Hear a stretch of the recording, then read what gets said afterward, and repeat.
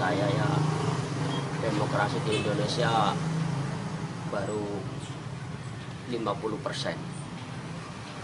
Artinya 50%, misalkan masyarakat salah satu ada yang mendukung A dan ada yang mendukung B. Ini masyarakat ini masih banyak berselisih atau mendukungnya terlalu berlebihan. Artinya di antara mereka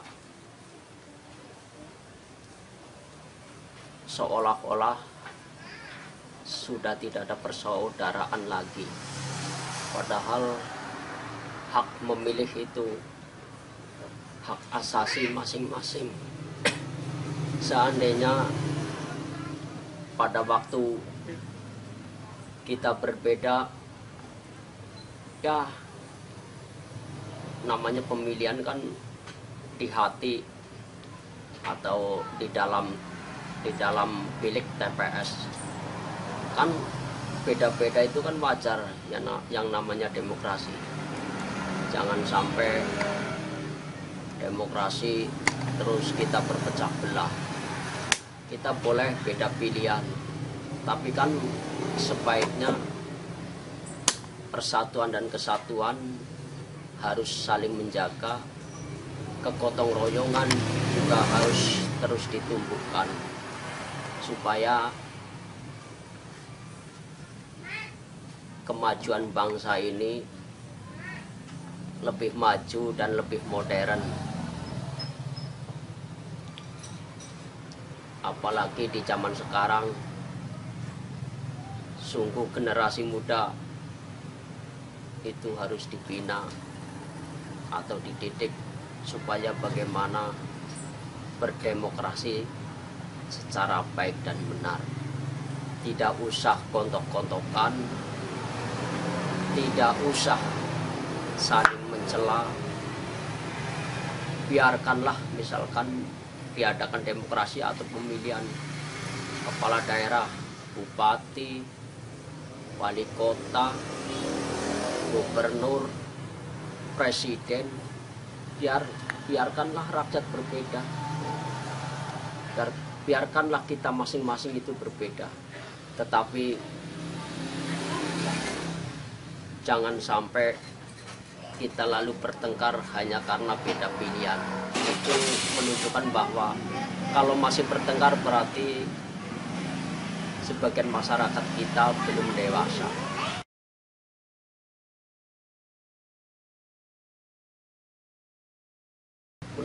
Menurut saya saat ini pemerintahan ya tergolong sudah bisa dipercayalah. Cuma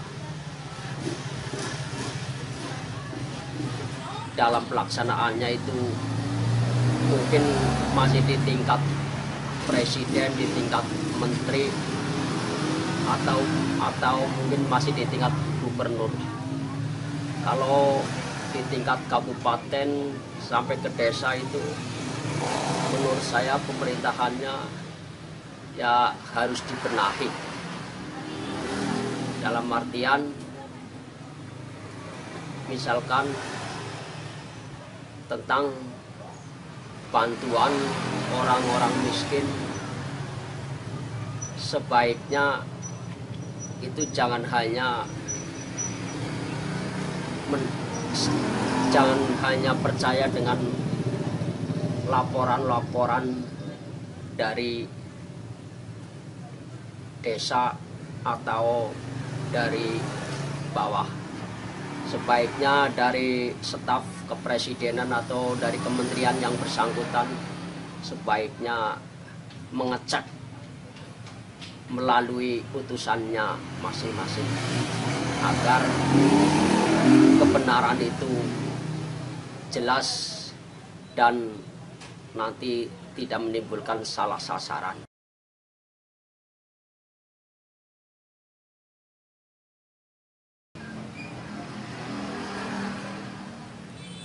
Pertumbuhan ekonomi di Indonesia sebenarnya ya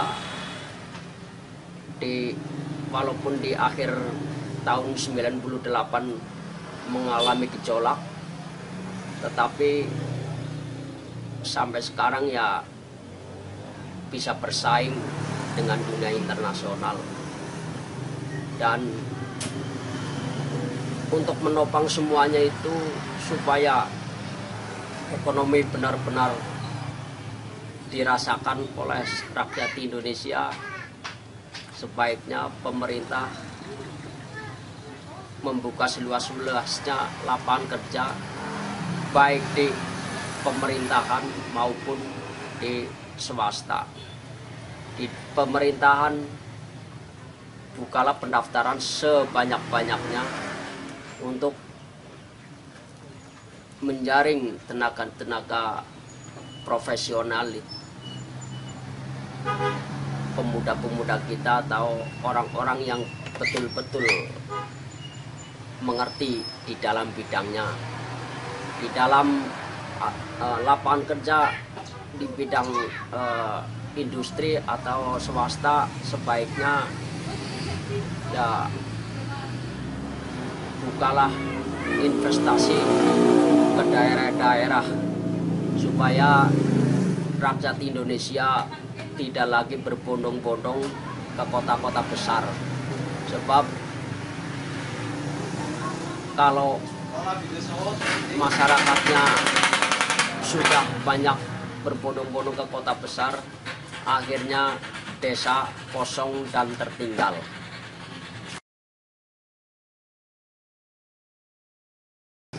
Menurut saya, kalau praktek hukum di Indonesia ya masih sangat jauh lah. Karena ya secara garis besar hukum di Indonesia itu masih tajam ke bawah tapi tumpul ke atas. Dalam artian, misalkan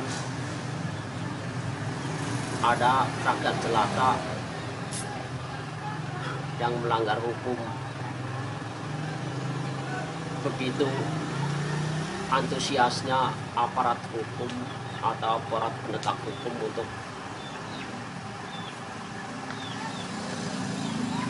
untuk memvonis atau bahkan untuk memberi hukuman, walaupun itu sebenarnya orang tersebut memang bersalah, itu sebenarnya udah bagus. Cuma kalau ke atas masih terlalu tumpul. Dalam berat tumpul itu artinya ya masih pandang bulu. Kita kadang-kadang melihat di televisi atau di koran atau di majalah-majalah, sangat memprihatinkan. Seorang yang jelas-jelas sudah menjadi terdakwa, tetapi masih saja seolah-olah dibikin dia itu tidak bersalah. Dan lagi